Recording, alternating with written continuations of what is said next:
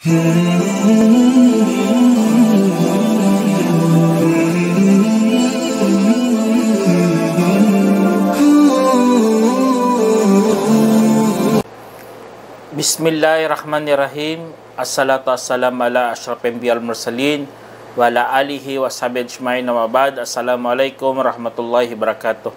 Mga kapatid sa Islam, nandito naman po tayo para magbigay ng Islamikong pagpapayo patungkol ito sa kahalagahan ng Ashura o kaya ikasampung araw ng Muharram.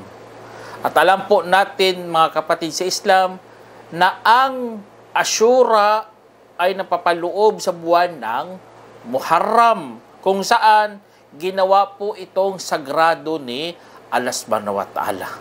Katulad sa sinabi ng Allah subhanahu wa ta'ala, Inna iddatal shuhuri indallahi ithna asyara syahran fi kitabillah yawma khalaqas samawati wal ard minha arba'atun hurum Dzalika dinul qayyimu fala tadhlimu fihinna anfusahum.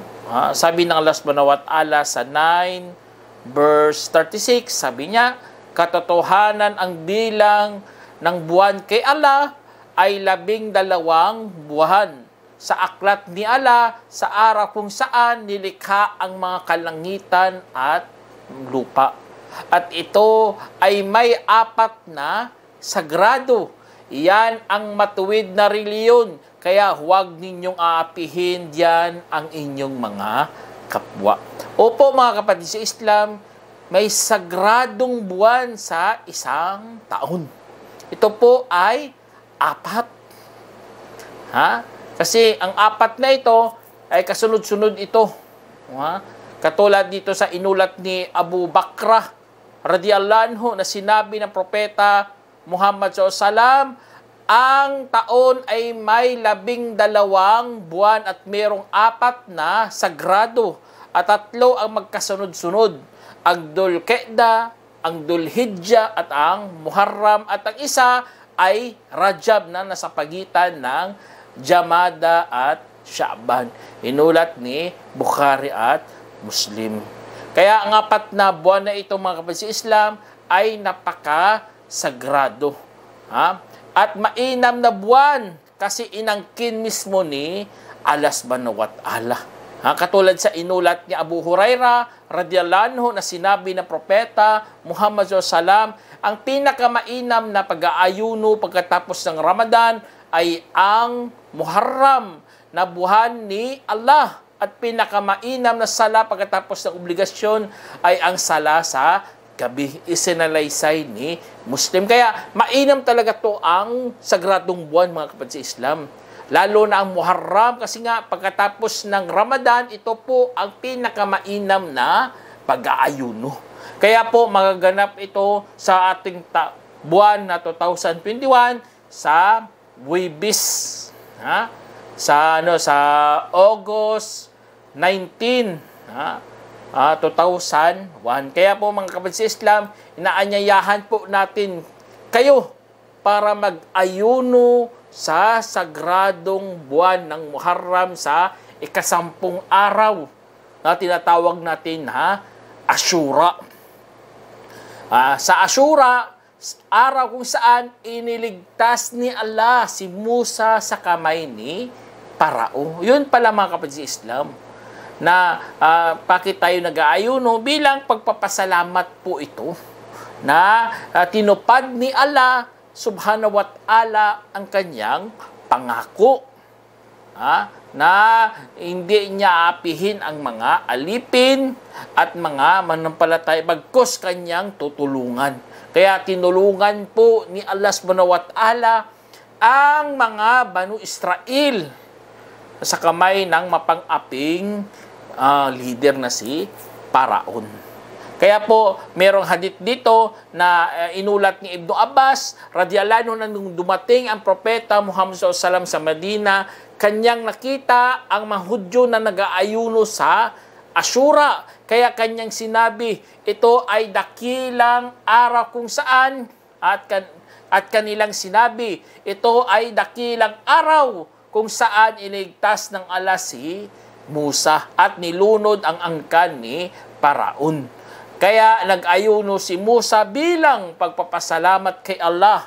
At sabi, ako ang mas mayroong karapatan kay Musa kaysa sa inyo. Kaya nag-ayuno siya at pinag-utos ang pag-aayuno rito, isinalaysay ni Bukhari. Kaya po mga kapatid Islam, si Prophet Muhammad SAW nanguna talaga mag-ayuno. Kasi nga alam niya na meron talaga tayong historical facts na sinusunod natin ang mga nauna. Si Musa alayhis salam, siyempre naman niligtas lang ng Allah subhanahu wa ta'ala, pero tayong mas higit na karapatan sa mga Banu Israel.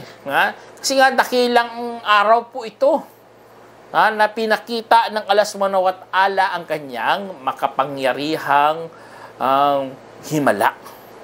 Kaya po, kahit sa Quran, sinabi ng Allah subhanahu wa ta'ala, وَأَنْجَيْنَا مُوسَى وَمَنْ مَعَهُ أَجْمَعِينَ ثُمَّ أَغْرَقْنَا الْآخَرِينَ إِنَّ فِي ذَلِكَ لَآيَةً وَمَا كَانَ أَكْثَرُهُم مُؤْمِنِينَ. Sabi ng Allah subhanahu wa ta'ala, chapter 26, verse 65 hanggang 67, at iniligtas namin si Musa at lahat na sumama sa kanya, at pagkatapos nilunod namin ang iba. Katotohanan, iyon ang tiyak na palatandaan. Ngunit ang karamihan sa kanila ay hindi naging mga manampalataya. Kaya po mga kapatid Islam, tayo po ay mga manampalataya. Gunigunitan natin ang pangyayari dati. Kaya po, kahit sa dito, basta sagradong buwan, tandaan nyo po mga kapatid, bawal-bawal na dyan ang patayan dyan. Hindi ka pwede pumatay dyan kahit sa digmaan. Pero inaatake bilang protection ay ibang usapan po yan mga kapatid sa Islam. Pero ang sagradong buwan dapat igalang talaga yan. At ang Allah ang mismo pumipili ng panahon at lugar.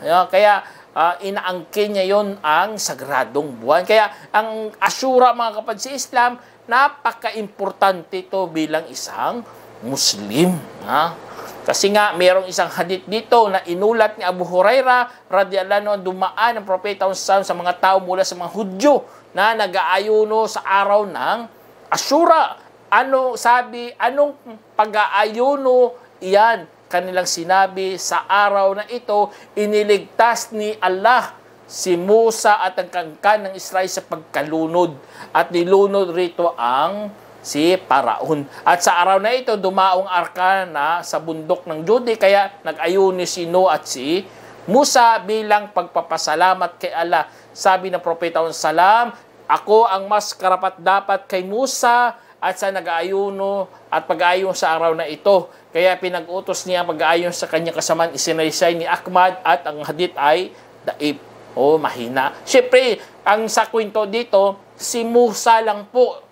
Walang kasali dito kay Noah na ang kanyang bangka sa Mount Jude. Kasi nga, ang na ito, kwentong hadith na daib. Ang tama lang kay Musa alayhis salam. Kaya, ang mga Hudyo, nakikiayuno din at ginawa talaga nilang festa ang Ashura. Kaya ang mga katulad sa kwento dito na sumusuot ang kanilang mga kababaihan ng mga alahas at meron silang mga sagisag. Kaya sinabi ng Propeta salam, mag-ayuno kayo rito. Kaya ito ang isa sa mga pagbukod natin sa sarili natin na hindi po tayo pwede nakikisali sa kanilang mga ritual o festa. Kaya ang buwan, ang Ashura ay napakabiyaya kapag ang isang tao ay sumunod sa yapak ng Propeta salam, nag-ayuno siya. Tulad sa inulat ni Ibn Abbas radhiyallahu anhu na tinanong siya tungkol sa pag-aayuno sa araw ng Ashura. Kanyang sinabi, wala akong alam sa mensahero ni Allah SAW na nag-aayuno ng isang araw na humahangad ng biyaya sa mga araw maliban sa araw na ito o ang Ashura. At isa maliban sa buwan na ito. Ibig sabihin sa Ramadan, isinalisay ni Muslim. Kaya si Muhammad Salam, lagi talaga siyang nag-aayuno kapag sumapit ang Ashura. Kaya mayroon pang isang hadith dito, kapag nag-ayuno ka, ay papatawarin ka ng Allah sa loob ng isang taon. Katulad sa inulat ni Abu Qatada radhiyallahu anhu na sinabi ng mensahero sallallahu ang sa pag-aayuno sa araw ng pag-Ashura, tunay ako ay umaasa kay Allah na kanyang papatawarin ang kasalanan na sa nakaraang isang taon. Ibig sabihin 1 year na naka-previous mo na kasalanan sa loob ng isang taon. Papatawarin po yan ng Allah subhanahu wa ta'ala. Allahu Akbar. Ganon na ganon. Bago pa ang Ramadan, mga kapatid sa Islam, ginawang obligasyon po sa kanila ang Ashura. Tingnan nyo. Yun ang unang araw ng pag-aayuno na naging wajib o obligasyon sa kanila. Kaya pagdating ng Ramadan, pag-utos na magpasting ng isang taon, doon yan nawala ang pagiging obligasyon o wajib ng Ashura. Naging sunna na lang po ang pag-aayuno. Kaya encouragement pa rin sa lahat na mag-ayuno. Kasi nga napakaganda ng reward kay Allah subhanahu wa ta'ala. Na papatawarin ang iyong kasalanan, mga previous mo sa loob ng isang taon. Kaya katulad sa hadith dito, sabi dito, Al-yawma Ashura faman syaa falyasum wa man syaa falyuftir. Sabi sa hadith inulat ni Ibnu Umar radhiyallahu anhu na sinabi ng Allah SAW sa araw ng Ashura, ang sino man may gusto ay mag-ayuno at ang sino man may gusto ay kumain. Sinaysay ni Ibnu Khuzaimah. Kaya Allahu Akbar, bukas po ang pintuan sa sino man gustong magsunna sa araw ng Ashura. Kaya po mga kapatid sa Islam, ito ang ng Ashura. Tungkol sa Ashura, sino man may gusto, wala problema, mag-fasting kayo. Ito ang pinakamagandang Pero sa time ni Prophet Salam, mga Hudyo kasi nagpapasting din, kaya ginawa ng propeta para mabukod po tayo, may inunahan niya ng isa at magpasting siya sa Ashura. O kaya, kung magpasting siya sa Ashura, dinagdagan niya pa ng isa sa pagkatapos ng Ashura. Kasi nga para hindi natin magaya ang mga Hudyo sa kanilang mga ritual. Kaya po ito ang ng Prophet Salam. Kaya wala problema ang kapatid sa Islam na ang tao, isang pula lang ang tao, hindi siya nakagising ng sahur sa umaga dahil nahuli siya, pwede po siya magpasting. Sa pagising niya o kaya mag-intention siya sa umaga. Sample, nagpadjar siya, hindi siya kumain, ang kanyang nag-intention siya sa alas 6 ng umaga. Wala problema po yan kasi nga sunna, hindi katulad ng wajib na kailangan talaga gabi pa lang mag-intention ka na mag-ayuno.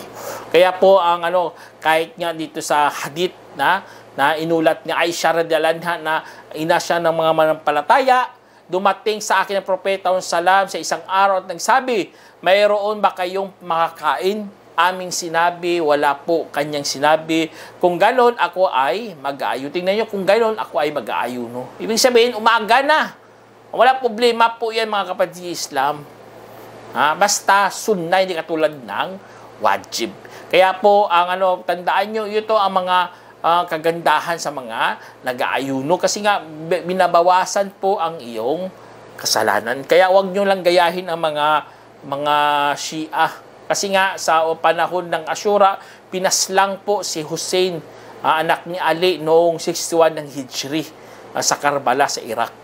Kaya dahil doon, nagkaroon ng malaking kaguluhan sa nasyon ng mga Muslim, nagkaroon ng malaking pagluluksa at kalungkutan at ito'y naging humantong sa bid'ah na hindi naman inutos sa Islam. Kaya wag natin gayahin ng mga mga hindi sumusunod sa sunna ng propeta Muhammad SAW.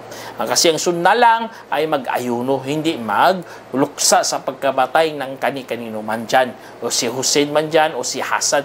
Kasi nga pinaslang si Hasan bin Ali, kaya grabe ang kanilang pagkaluksa. Kaya wag nating gayahin mga kapatid, kasi si Hasan, syempre tao lang po yan, ang pinaslang, tao lang po siya. Hindi natin yan siya, kahit anak pa siya ni Ali, radiyallahu anhu. Kaya dito na lang po, sana meron kayong napulotang aral. Assalamualaikum warahmatullahi wabarakatuh.